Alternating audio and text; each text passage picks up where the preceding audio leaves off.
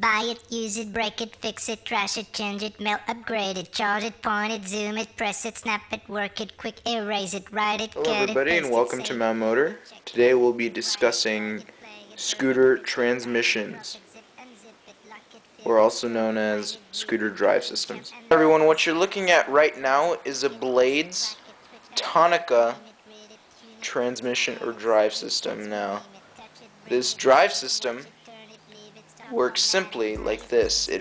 There's a clutch inside.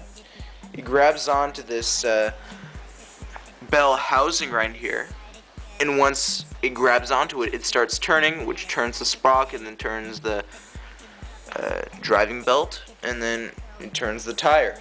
Now, the main problem with this type of drive system or transmission is that there's a lot of slippage and not a great deal of power from the engine to the actual tire.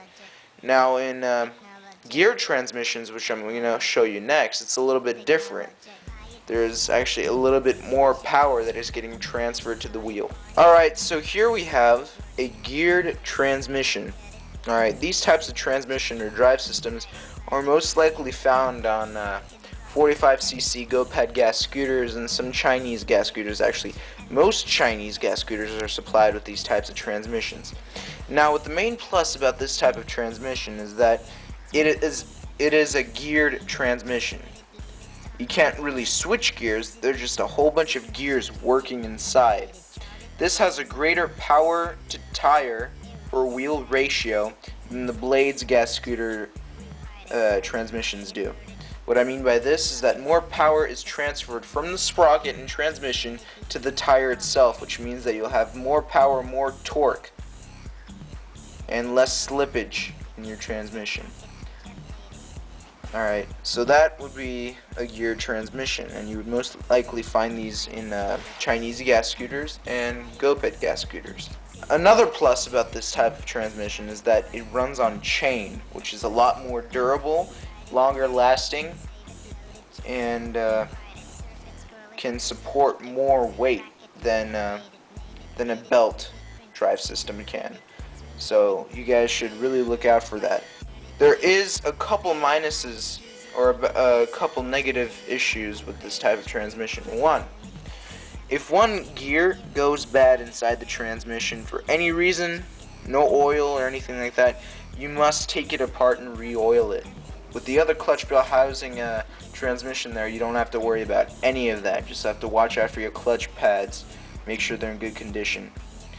So you have to take off all these screws, find which gear is causing you the problem, replace it or oil it. And the transmission is actually a lot heavier than the Blades transmissions do, or of course drive systems. Here it's not as bulky, and there's really nothing to weigh here. I mean, it's just the engine itself attached to this little clutch bell housing. And I mean, the clutch bell housing is very, very light compared to this transmission here, which is probably about 6 pounds, weighs a little bit more. And that causes more stress onto your engine mount here. Now there's one other decent, good drive system that go-ped makes. They do not supply some of their scooters with clutches. Now, how does this work? Well, instead of using a clutch, they just simply use the engine and the flywheel itself attached to what we call a spindle. Now, what the spindle does is there's a long cylindrical rod that comes right out of the engine and flywheel, and it rubs against the tire. When it rubs in a circular motion, turning the tire, and that's how you get your speed and motion.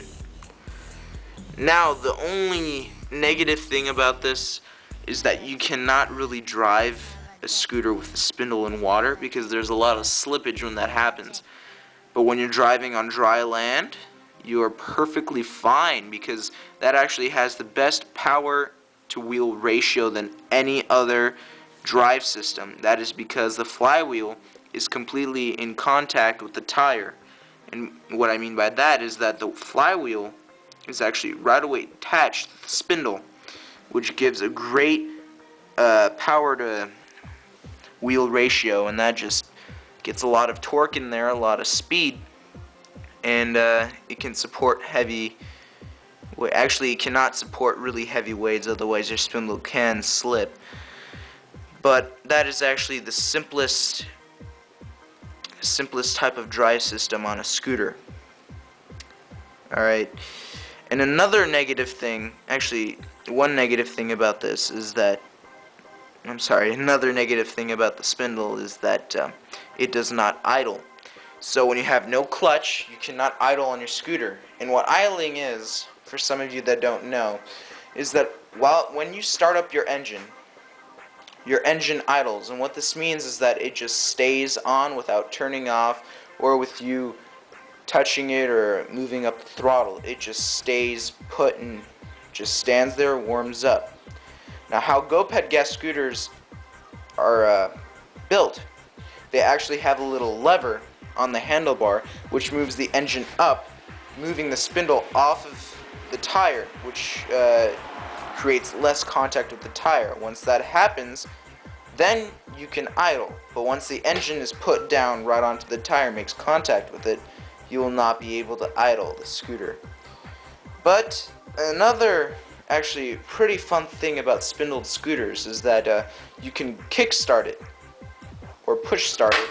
What I mean by this is that you can put your foot on the deck and you can push, and that will start your scooter right away, so you don't have to go through a really big hassle and just pull start your scooter. It's a lot easier just pushing it and kick starting it. So those are the basic drive systems that we have here on gas scooters, and I hope this video has been helpful to you, and thanks for watching.